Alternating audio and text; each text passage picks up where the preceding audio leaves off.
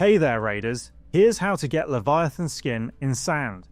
Leviathan Skin is an uncommon green tier resource used for unlocking various tech tree upgrades and crafting more advanced equipment. To find it, you'll need to loot rare valuables safes. While these safes can occasionally appear at smaller points of interest such as shipwrecks and abandoned camps, you'll have a much better chance of finding them at major named locations like towns, forts, and other large landmarks.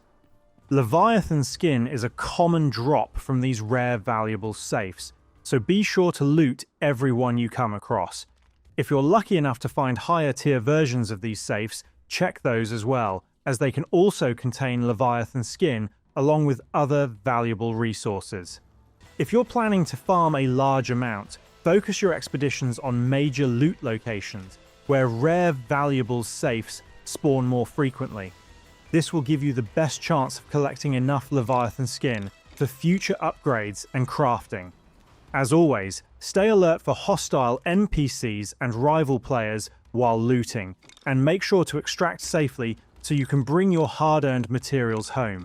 And that's all of it.